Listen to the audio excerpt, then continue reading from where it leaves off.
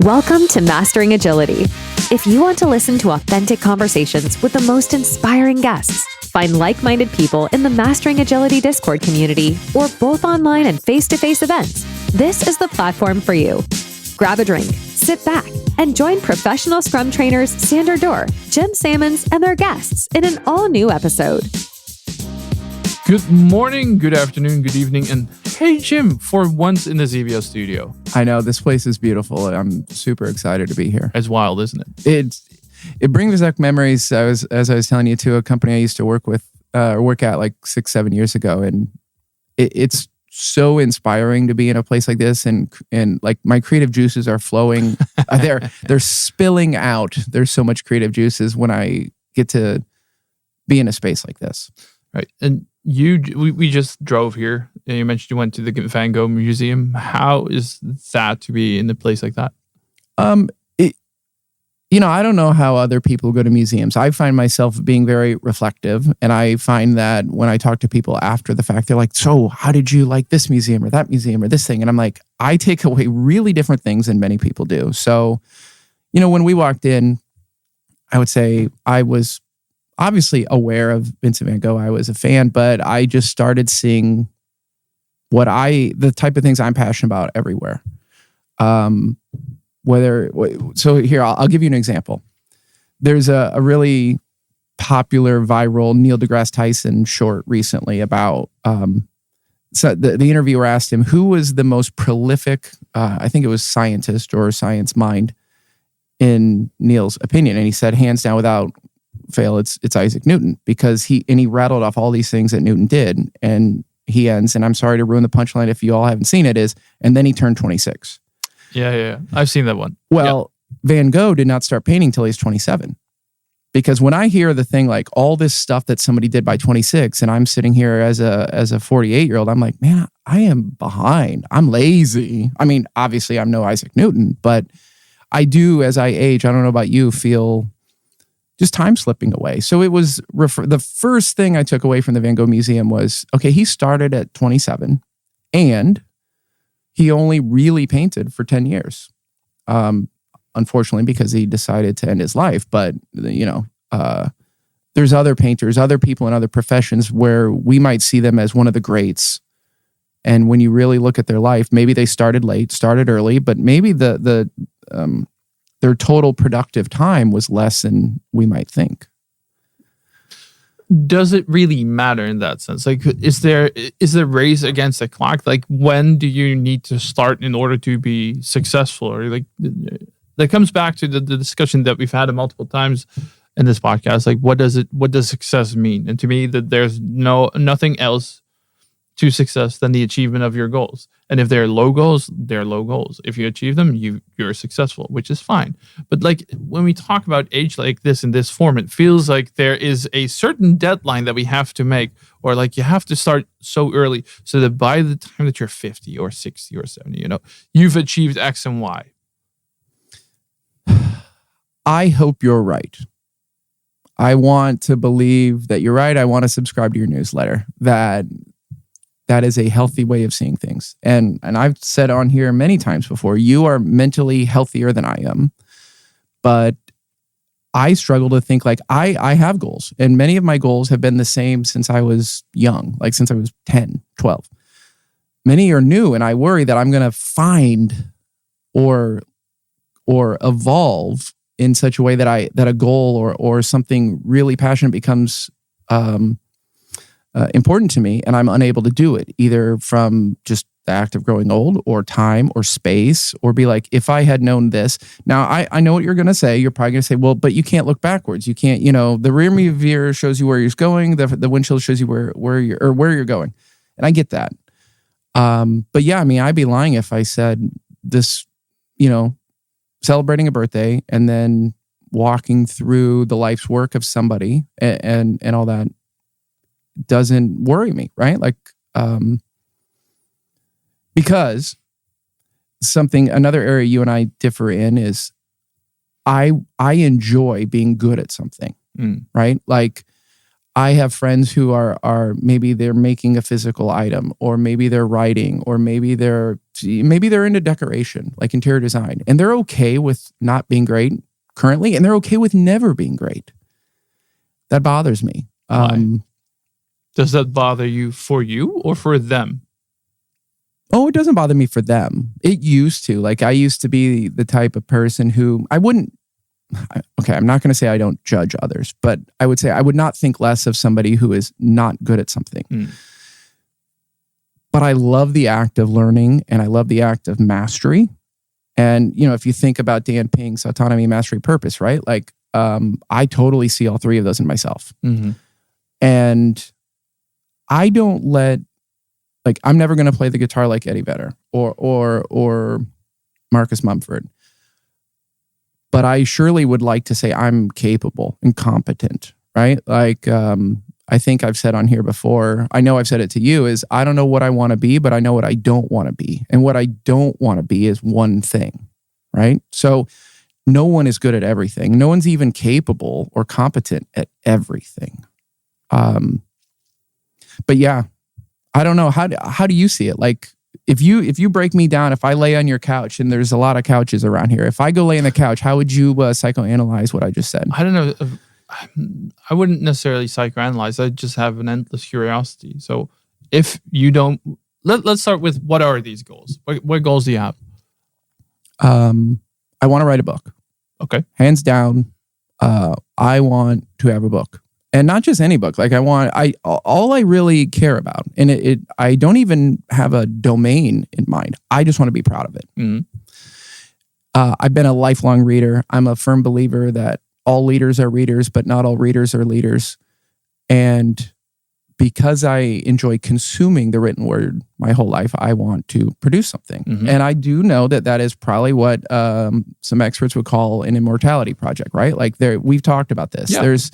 There's a certain calmness that can come from saying, I've put something into the world that is going to outlive me.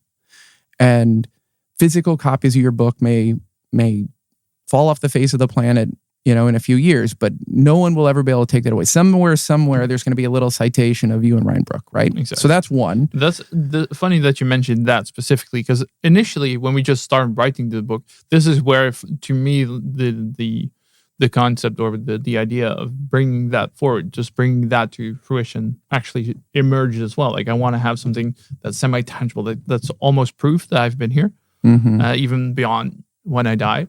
And that was in there in the beginning. Like, we want to have something tangible that is still here when we leave this planet. And then we used the Discord community to give us feedback. And one very adamant statement that kept coming back, like, this is too depressing, basically, for the rest of the tone of the book. So we took that out, but it resonates with me what you're saying. Yeah. So that's one. This is going to sound easy. I would like to develop a product, a physical product. And it could be as simple as a coaster. Or today I took a picture at the art museum of basically this little felt thing that hangs on a doorknob. And it's like a place to put your bookmark, a small paperback book, your reading glasses, or a remote control or something. And I'm like, so simple, not innovative. People have probably been hanging things on doorknobs for hundreds and thousands of years, right? But I just like to have something physical that I can sell and that someone gives me money for, even if it's just €10. And even if I sell 10 of them, because I know that experience, because of what you and I do for a living, will be extremely enlightening, because you'll have to think about pricing. You'll have to think about marketing. You'll have to think about payments. That will either tell me, I don't want to do this again. But what I think it will do is it's going to be like, ooh, I want to do this more. Yeah. Now, I guess my follow-up question. What's stopping you from doing it? I know. You ask that question all the time. And again, what is stopping you? An audience, I will tell you how I feel when he asks me this question. I love that you asked me, because when he stares into your eyes, those deep, murky eyes, you can tell he genuinely cares, right? And he genuinely wants to do it. But here's my tip to you. It feels like the fact that you said guess my response and I guess right tells me it's an automatic response from you. Find a way to do it to people that feels a little more personal, right? Because again, I'm not trying to change you because I love that you're doing it. Listening. But when I talk to people like you or other people in our industry or my coach, Alex, like many times you all will ask the right question of me or have the right, right's the wrong word, but you'll have a very productive response or question. But my brain can't get past the delivery mechanism. Okay. Right? Like, and I'm not saying this about you in this instance, but like my coach, Alex, I will say, dude, stop coaching me because it's so obvious. He'll be like, yeah, and what do you want out of it? Yeah, what do you want out of it? Then I'll ask you a different question. I appreciate the feedback, buddy. Yeah. Where are you going to start? Yeah. So today, I texted my friend Adam, who is a very prolific writer. In his own right, he's published. It's not Adam that you're going to find on the shelves at Barnes and Noble yet, but and I said, because he asked me, I reached out to him when I had the idea for a less businessy book, a more kind of just like philosophical or theoretical book. Would you like to partner? And he said, yeah, absolutely. I said, I think I just got hit by a Mack truck of inspiration. Does this title and concept resonate with you? And I'm waiting to hear back. He's probably just barely waking up right now. But even if he says no, I'm still going to pull on that thread a little bit, see if it goes anywhere. I might get home and lose the high of this travel and be like, yeah, I'm not interested in that anymore. And I think that's okay, right? Like I tell everybody, a good idea at the wrong time, that happens to everybody. A good idea at a good time, that's ideal. So I don't know. We'll see. But I would say what I have already mentally started, or not mentally and literally started doing is capturing a list of people that I would want to research and tell stories about. Because that's the other thing I like about books, right? Like you and Ryan's book is a certain type of book and it goes to a certain type of audience.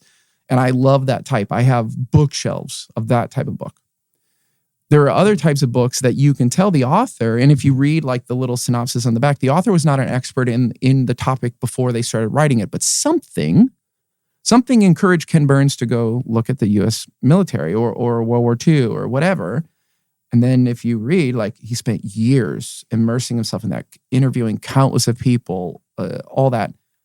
That part of the job feels so awesome to me. Like, and I'm sure every aspiring writer out there is like, well, yeah, no shit, Sherlock. Like, of course, it would be great to be paid to travel the world, meet some of your heroes and interview interesting people. So I know I'm not new to have that thought, but to me, that's the selling point of maybe writing a slightly different type of book.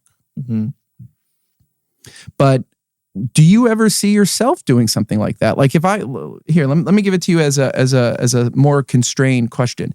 If I were to tell you your next book must be something other than a professional leaning book in the domain that you're an expert in, what would you want to write about? And why? If that's going to be the constraint. Oh, that's a good question. I never thought about that.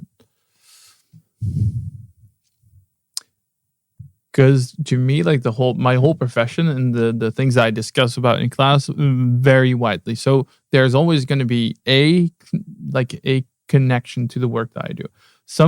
A question that I feel is a recurring one that I teach people or that I discuss with people in my classes and also in consulting, etc. That is not necessarily tied to whatever framework or whatever product management, whatever we were doing, is what makes you happy. And I think that would be a very interesting way to think for people and to be educated or to educate themselves a little bit more on what truly makes them happy. Because again, it never comes back into our work, our education, and the way that we were brought up. Never is an exaggeration, but it's still something that too few people truly think about. What makes me happy? What do I need to do? And is the thing that I'm doing right now, does that make me happy or not? Like, do I get value? Do I bring home more energy than I bring to the office? And that is something that is so intangible for many people.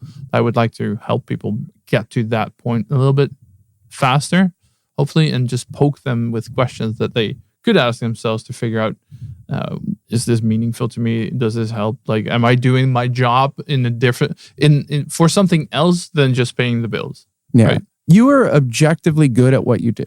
Like I'm not gonna just kiss your ash and say that, because I got to watch people interact with you in Finland, and there was genuine, like, you had a small line, a medium-sized line at one point, right? Do you think being good at what you do and taking pride in what you do, does it make you a better person? Does it make you a better life partner? Does it make you a better father?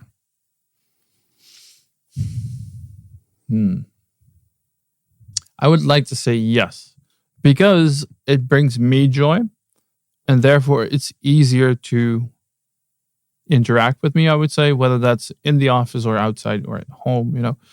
Imagine the opposite side. If I leave my job completely frustrated, annoyed, pissed at that stupid manager that's always nagging my shit, the micromanager, if I come home with that attitude, I will rub that off on my family.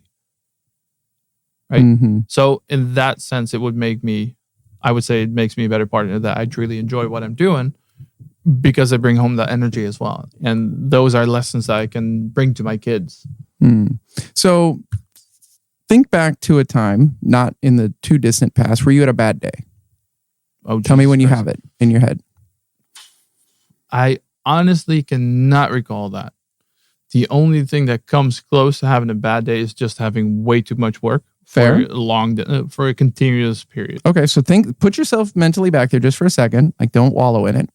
What would your family say, or the people closest to you, I'll just leave it open, have said back then about what you were just saying? Like, basically you're saying by being good at what you do and having pride in what you do, that carries over into your home life. So what would the opposite look like for you? The opposite of doing or bringing home the joy. Like when you were like, it could just be simple as having a bad day, or it could be a prolonged amount of burnout.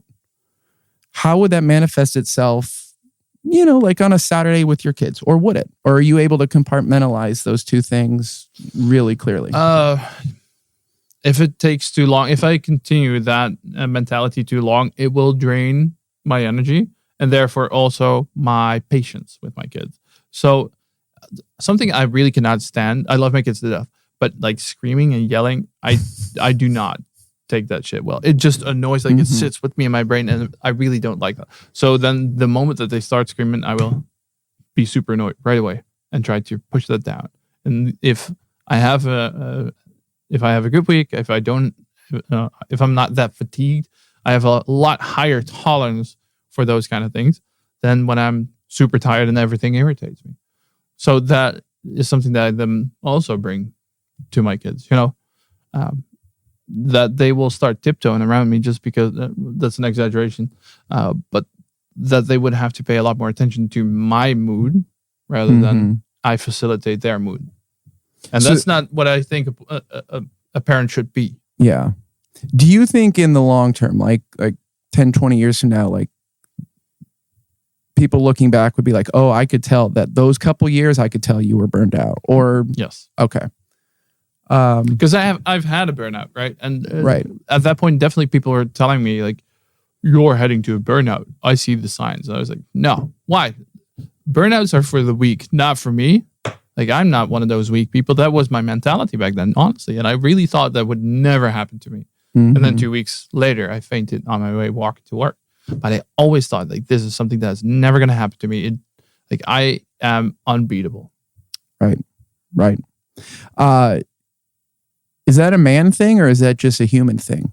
I think that's a human thing, but I think men still have that more because of the perception of being weak. And that could be either culture, that could be self-perception, that could be taught.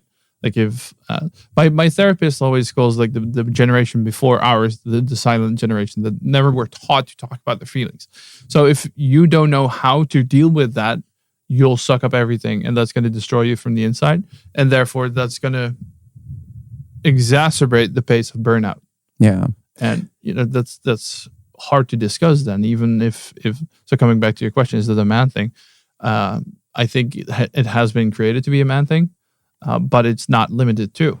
We just, like, men are just, in general, I feel, trying to be more macho. Yeah. And hide it. And then, that is a negative spiral. Yeah. Both Jim and I are experienced consultants and trainers Therefore, we know how important it is for organizations to have the fundamentals in place before delivering high-value products. And this starts with understanding the theory behind whatever framework, method, or process organizations apply. And this is where Xebia comes in.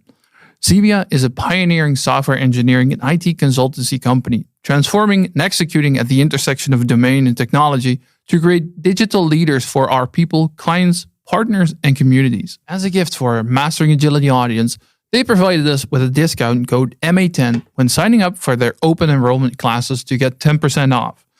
Go to xebia.com/academy to find the entire curriculum of courses. That is Xebia, xebia.com/academy to find all their courses.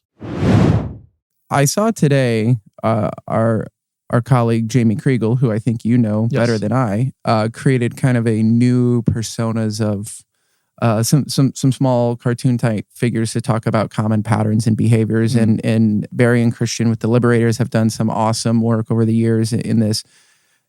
I came up with a new one in Finland. Do tell me. My what we do in the shadows, people will get this reference, is the energy vampire. That person on a team or people or in a company that suck the life out of things. Yes. Right? Corporate Dementors. Yes. I think it goes without saying that you would agree that there are certain people who, when you remove them from the team, the company, everybody gets better, right? The whole addition by subtraction. Yes. And I also know from being here and in other countries for the last, week and a half, that this looks different in different countries. In Germany, for example, for the audience, because I know our podcast is listened to in over 100 different countries. In Germany, when I was a few years ago, I was in London and we had a German student in the class. And on a break, he asked me, "Is it true that in the United States you could have to pack your desk up in a box and get the F out of the building?" I go, "Oh, absolutely, 100%. I've done it to people. I've seen it done to others." And I go, "Why?" He goes, "Well, we would never do that in Germany, ever. Like it's not even legal in most or all scenarios." So what do you think leads to, what are some patterns you see in teams and companies that lead to, everybody can point to who the energy vampire is in the room or on the team? And I don't know. I'll just stop there. Maybe they do something about it. Maybe they don't. What do you think? People are just, I think it's, people are scared in many cases to deliver that kind of feedback. Like, this is what I see. This is how it affects me. And this is what I would need from you to change that for me. Like, it's the path of least resistance to not bring it up and not having to deal with those consequences or not having to hurt the other people. It's easier to not do that or just go to that person's manager, say, I know you're managing Jim. He's such an energy vampire. Like, do something about it. Make someone else do your dirty job for you so you don't have to feel the feelings that would come along with it. I think that's the most often recurring pattern that I see. So they're taking the easy way out. I would say they're just so. avoiding conflict. I would say so, yeah. Okay. I mean, how many people have you seen in organizations that are just conflict averse? Yeah, I mean, I've seen that everywhere, right? Like, I think most people, even me, I'm conflict averse at times. People like you and I, because of our training and experience and skills and all that, may be less than others. We may be slightly more in some cases or a lot more in other instances having hard conversations. I know I have just in I can think of multiple examples just in the last few months, but they're never easy. Like, they're never easy, right? Yeah, it's just an interesting thought. Like, I'm not going anywhere with this. I don't have a big aha, except to say, walking through the Xebia offices, and again, this is a podcast, so just for the audience, right? There's so many books here, it's like a library. So you can tell this company learns, and that they value learning, they value reading, writing, and arithmetic and all that stuff. So I don't think there's any book on any of the shelves here in the building that would say, the best way to deal with radical candor is to not talk about it, and the best way to deal with conflict is to ignore it. I'm pretty sure the books say the exact opposite of that. So if there's decades of research and studies and books and movies and all this stuff about dealing with it, why are we still so bad at it? Or why do we still so often take the easy way out? Because I don't think it's necessarily a big part of our job to actually do that. Like, we don't get rewarded to do so. We don't get properly trained or get the opportunities to apply that feedback. Unless you do really deliberately and consciously choose to do so. And find a style that works for you and how you do that. Because some people are just super charismatic and they can deliver it basically in any way. Even they could say it as bluntly as possible that would offend many other people if they would have delivered it. But some people are just so charismatic they can just basically do everything and deliver it in a way that would be accepted by many. There are sufficient people that I know that would have to sit down with someone, kind of massage it in, or go out for a walk, and either is going to be fine, but people don't take the opportunity to become good at it. Like, it's one of those things. It's like teaching. Like we were discussing on the way here, that if you do a certain course often enough, you'll learn the slides by heart. You know what's going to come next. But now compare that, like how often you do that, to the amount or the frequency that you deliver feedback to someone in the way that it should be delivered, right? The amount of normal work that fits your job, like teaching, knowing the slides by heart, knowing the material, you do that so much more than delivering feedback. So you don't have the opportunity to become really good at it unless you do it beyond delivering tough messages. You can also practice feedback by saying positive stuff, like giving compliments in a structured way. And then that way you'll start to own the structure of giving feedback, and then you'll slowly become better at it. Yeah, for the audience's sake, we are one of the things we're talking about in this is in the old radio DJ days. They call it hitting the post, right? When that DJ does that beautiful, seamless transition from maybe speaking about something, reading the weather, into like the next big hit from Pink Floyd.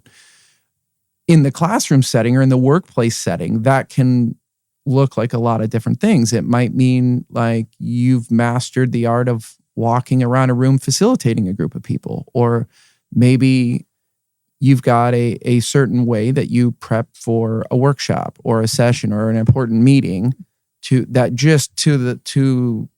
attendee in the moment or after the fact just looks seamless. It looked like an artist at their craft.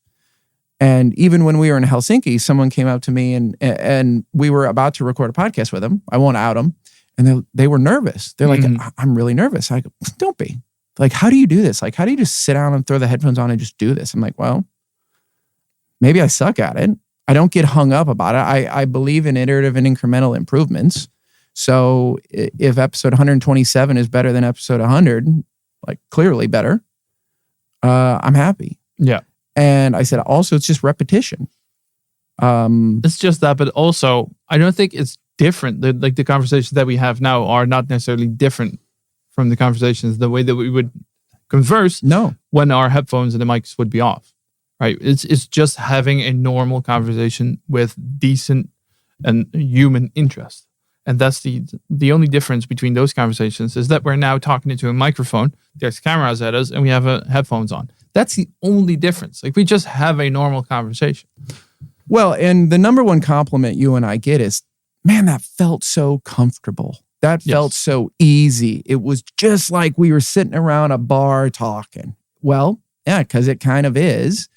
But also, when I ask people, what surprised you? They're like, well, in my head, as we were having this easy conversation, I'm running through, what if they ask me about this? Don't forget to say this.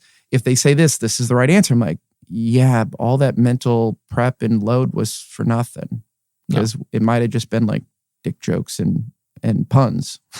So, but I do think comfort comes from mastery and being genuine. And that's something we've talked about in here a lot. Like, if you're genuine, when you screw up, you're just gonna be like, yeah, I screwed up. Yeah. You're gonna screw up regardless who you are, in what way. Like, you cannot expect yourself to be a master or an expert overnight. Like right now, I'm having the same idea or the same feeling with AI. Like, I'm running behind on where I want to be. Like, no, I'm definitely running behind on other people. They're a lot more knowledgeable than I am, but I want to learn more right? And that's like what you were just discussing, like that mastery is something that I want to be better at, but I also don't put in the time and effort yet. So I cannot expect myself to be an instant expert tomorrow if I don't put in the effort. And even if I would put in a lot of effort today, I know I'm not going to be an expert tomorrow. I need to apply that stuff, apply the knowledge, whether that's on LLMs, on Gen AI, on agentic AI, on the whole shabam. I need to apply that to become better and gradually better at it. It's just an unrealistic expectation. And I think that's also coming back to goals. That's where a lot of people flunk out on their goals because it takes too much time. It takes too much effort. They have to grind too long and too often and too difficultly. That's an interesting word, but sometimes things are too challenging and it just takes too much time for people to truly persevere in the achievement of their goals. Right. Microsoft just made $1 because you said agentic AI. Oh, shit. I had never heard that phrase until like 2 weeks ago, and now I think I've heard it every day for the last week. So some marketing person somewhere is like, yeah, way to go. No, it's a good thing. Yeah, it is. Well, and to connect this back to Van Gogh, what you see well in the museum here in Amsterdam is the growth, right? You hear in the audio tour about how he got better, and in between painting was talking to his peers. He was observing life. He was focusing on getting better and innovating. That's one of the other big takeaways I had is, in the world of fine art, Van Gogh was by no means one of the early ones, right? In the grand scheme of things, people had been painting for shitloads of time before him. But they were finding new pigments at the time, finding new brushstroke types, finding entirely new techniques, some of which he invented or mastered or whatever. But that's another thing I took away is, this person that we now in hindsight see as one of the luminaries of an entire genre of art, started at 27, learned from his peers, actively sought out like all these things that apply to almost any domain. Yeah. Right. And the point there is not that anybody can be the next Van Gogh or that you should strive to be that level, but it's, don't put people like this on a pedestal because they had to slog through it. And I wonder if maybe they were just born talented, right? Or could it be the way that they approached work? It's probably a little bit of both. It's the same with the idea of bodybuilders. Bodybuilders get looked at like, they just use steroids, so they automatic. No, that's not how that shit works. You still have to put in the effort. You still have to slave away at the gym. You still have to be super strict about your diet. It's not going to be because you put a needle up your ass that all of a sudden, bam, you're a balloon. No. You still have to put in all the effort. So even if you have a talent, you still have to do it. You still have to use it. You still have to find your way to actually apply that stuff and become super good at what you're doing. And even with a lot of artists and painters, etc., some of that stuff doesn't even get appreciated until you died. I'm going to purposely be vague. Do you know what two of the funniest words to me are? Okay, don't answer that. With dimple. Hear me out. Here's the story. Yes. Okay. This is a total effing tangent. Okay. Yeah. Years ago, 15 years ago, I was working at a company and I was on the leadership team. So I got shared calendars from all the executives, which is no big deal, right? To share meetings. It's like, basically we had just decided like we need to show each other where we're at instead of just when we're busy so that certain things can be booked over, not booked over, right? Whatever. We were inspecting and adapting scheduling issues. And I was looking at one of my colleagues' calendars and I saw this big time block and I'm like, whoa, why can't I schedule this time with them? And it was blah, blah, blah, Dr. So-and-so for chin implant dash with dimple. I don't know why, but the with dimple it just killed me. It's a feature. It's a feature, right? And I was literally laughing at my desk and I'm like, oh my God. The amount of vanity to take the time to type that in your own Outlook calendar with Dimple, as if the doctor was going to be, as if you're going to be sitting there in the chair like, oh, hey, doc, by the way, here's dude, some acceptance don't forget criteria. the Dimple. Here's some acceptance criteria, right? Like I don't. So a friend of mine was also on this team and also had the same right. I'm like, hey, go try and schedule a meeting on this certain day with this person.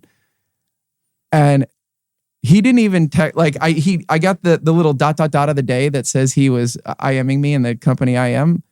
And then it went away. And I'm like, ooh, he's writing a long message. And then he comes bursting into my office like the damn Kool-Aid man.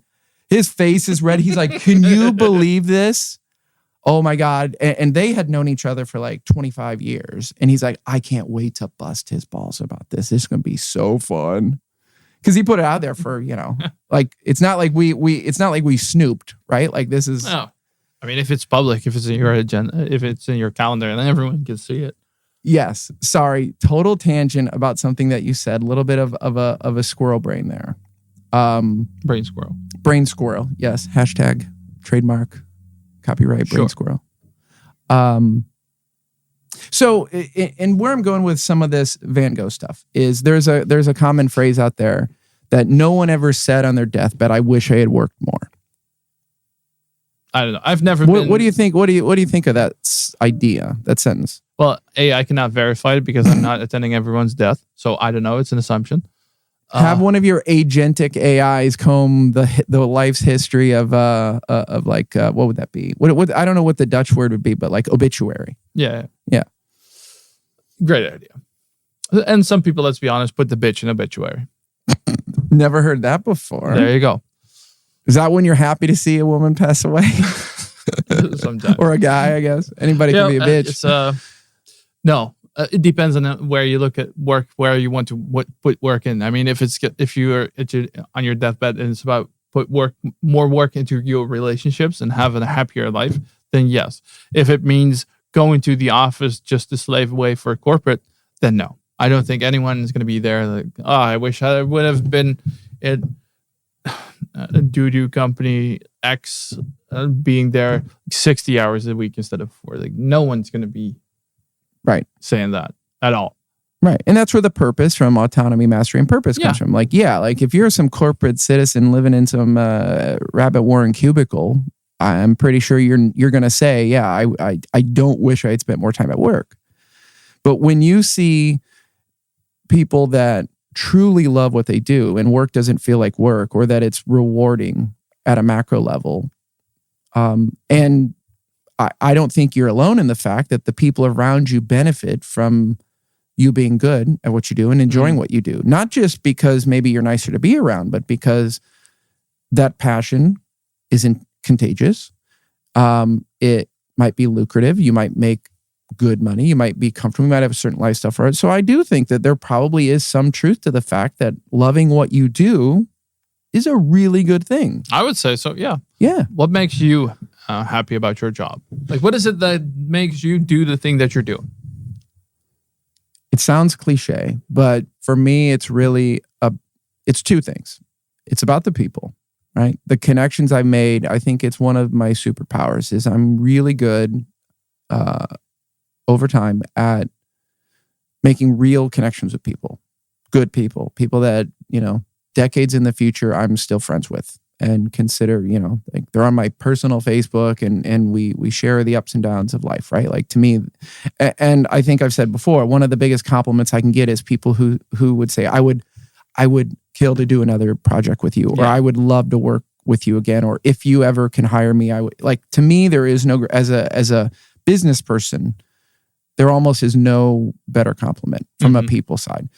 The other reason I do what I do is it's kind of a little bit of like spelunking or archaeology of, I am hopeful that being good at what I do and doing what I do and putting more things in the world will somehow put me in the right place, the right time to really do something that I enjoy doing, that brings together what I'm good at doing and what I enjoy. And I was talking to a few people on a break at the conference, and one thing I mentioned to them was recycling or sustainability or permaculture. Like if I could find a way to do what I do and do it well with a company like Patagonia, or maybe even Doctors Without Borders, or a recycling or sustainability type of initiative. And it could even be inside of a big corporate monolith that's got a societal program or an environmental impact. Like I think I would be the type who would happily throw themselves into that work at the expense of other things to do it well, because it's kind of like the combination of what I enjoy doing, working with people, and what I'm passionate about. Yeah. Mastering Agility only partners with organizations aligned with our values, and that's exactly why we're excited to work with our sponsor, Scrum Match.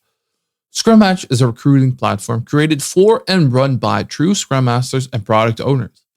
On Scrum Match, true Scrum Masters and product owners get hired by companies serious about creating more value faster using professional Scrum and product ownership.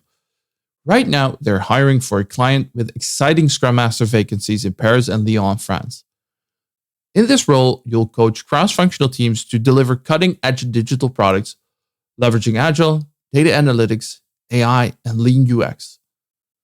Enjoy a hybrid work model, a competitive salary, and the opportunity to thrive in a collaborative, innovative environment. Are you interested? Sign up on Scrum Match and sprint toward your dream job on scrummatch.com. Do you ever do your job, or you go through a day of work that you feel like, Jesus Christ, I really don't want to be doing this, but it allows me to do X in my personal life? Like, I know one of your favorite things is to sit on your lawnmower and drive that massive lawn that you have for hours and days on end. I'm pretty sure that if you could like install a toilet and like the a whole fridge, lawn is my toilet. What are you talking about? Like that's you the would beauty do of it. You having would be privacy. sitting there for days. Anyway, do you ever have these days where you're like, I just have to do this so I'll get more money so I can do X faster? Yes, all the time. Like if you had asked me 24 hours before I boarded the plane to come over here a week and a half ago for two solid weeks, I would have said I would much rather be at home with my dog, my family, and on my lawnmower. It's a beautiful spring at home. But I came over here knowing once I get here, I'm going to love it. I'm going to have a blast. But yeah, like it pays the bills.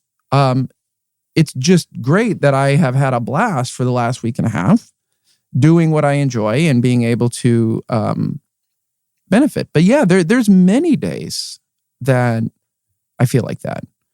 One of the things we struggle with as a team, so me and the Wiser Bees team have had so much time in person in the last week and a half. And one of the things that I struggle with, and I'm open to advice on this, is at times we have to do something we would rather not do, or we'd have to do something, or teach something, coach something, help people do something in a way that we know is not ideal, but is a step towards better. Mm-hmm.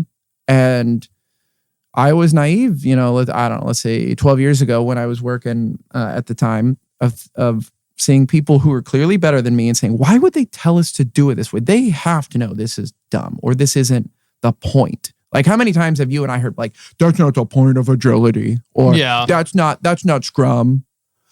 And I'm like, yeah, I get it. But y'all ain't ready for whatever that is. Like I've said a lot on here and I'll shut up talking in just a second, is like one of the ways to encourage people to get better is to show them what's possible. So I don't like the phrase meet people where they are. If you meet people where they are, it's too easy for all of us to be like, well, if this is good enough for them, I guess it's good enough for me, right? Like that's easy. So I like to meet people a little bit away, a little bit, a step from where they're at, and take them on field trips, whether a digital field trip or a literal field trip, and say, this is what the next level could look like, or this is what 2 levels higher could be. I have unequivocally had nothing but good luck with that technique. But what do you think? I totally agree with that. This is necessary because I hate the term meet them where they're at as well. But this kind of compares to, I've been doing kickboxing in the past for, let's say, 10 years. And when I started training, I always wanted to do matches, like do kickboxing matches. I've been in training to do matches. Ultimately, I never did them, but if I would be there, like start and just learn the basic movements and positioning and defense, etc. And then I still cannot go into like the scrum, like the picture perfect scrum world of kickboxing and do these matches and go into the ring. I still need to learn how to take a hit, how it feels to take a hit, what it feels the day after to take a hit. And I can tell you that shit hurts. It really hurts when you get like someone's shin bone against your face. But first you have to take the first step, oddly. And that starts with taking like these pads against your legs and have them kicked. And even though it's foam that's like 20 centimeters thick, it will still hurt if you kick in the right way.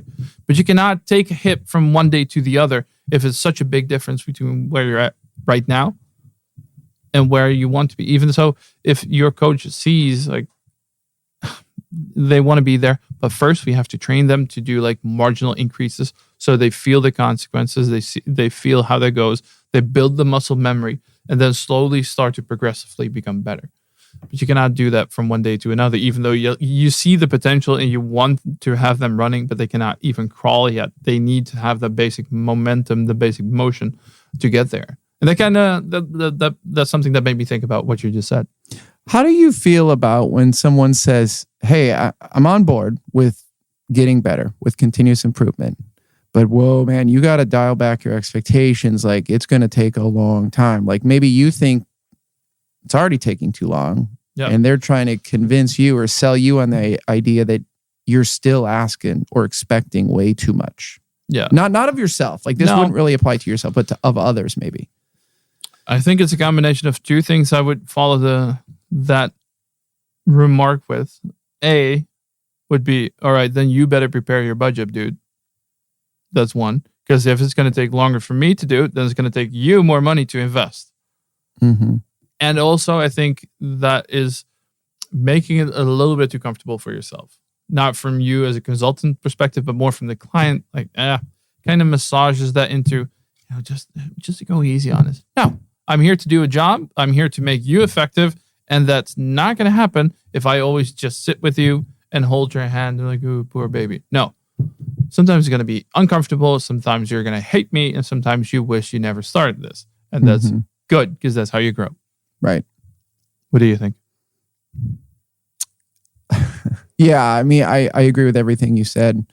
I found myself recently saying kind of a riff on the if it's too loud, you're too old thing of saying, I can go faster and there is a lot more we can do, but I am also taking the lead from the client, right? Like that's part of being a consultant, part of being a coach is allowing the coachee, the consultee to set the pace. Yes.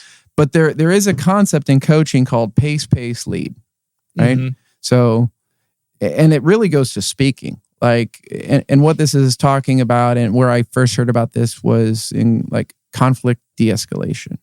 So one of the techniques in conflict de-escalation is if somebody is just super agitated, talking to them in really quiet, soft voice, that is the wrong thing for most people. So pace, lead means you meet them where they're at. So if they're loud, you're loud. If they're frustrated, you're frustrated. It doesn't mean you argue with them. It doesn't mean, you also start screaming. But it's meeting them where they are and kind of then changing it. And that can go up or down. Like if you're trying to motivate or encourage somebody that to want more, to be more, to run faster, to do something, it could be pace, lead, like to pull. And in conflict de-escalation, it can be to decrease from a level 4 conflict down to a level 3. And I see that a lot at work and in my personal life, right? And I think some people do that naturally. Some people probably have learned how to do that, but it's a technique. It frustrates me when I know that people are smart enough, they're capable enough, they're able to do more. And I know this might sound bad, everybody, but I'm going to admit it. It does frustrate me sometimes when people that I care about doing work that I am passionate about and that they're passionate about set the bar too low, right? Then what do you do? Still figuring it out. Like I don't have a strategy. I can't create you a one page or a one slider on how I do it. But I would say some of the things I do is showing them what good could look like. Taking them to another company, showing them an article, a case study, or just a person that maybe has been where they're at and is improved or grown. I do sometimes what you said, which is asking like, what's the cost of going slow or going slower? And I'm not even just talking about dollars and cents, because sometimes, I used to work for a big blue company, and they used to talk a lot about, yeah, Jim, but that's just blue dollars. I don't know if you've heard this over here, but blue dollars just means it's internal money.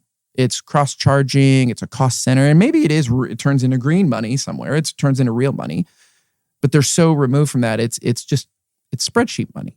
Yeah. And I'm like, yeah, but it's still time. Like, and it's, even if it's blue dollars, it comes off the blue budget, the internal budget, which means you may have less internal dollars to spend on something else. So it's still kind of real, even though it might not come out of their literal pocket. So the cost is, okay, you want me to go slower? You want to take 6 months to learn taps? Fine. What's that going to do to your arc as a musician? But it's harder when it's work. Like, what's it going to do to the arc of your product? Yeah, whatever. I don't care. I can't say. Who knows? How could anyone know? I'm like, yeah, I know. And that's the problem is many things you don't know until you have hindsight. And then you're like, oh shit, I wish we had started doing this 2 years ago. Yeah. No shit. Yeah. Sometimes, to come full circle to the energy vampires, pulling somebody out of your team can be the impetus to go faster.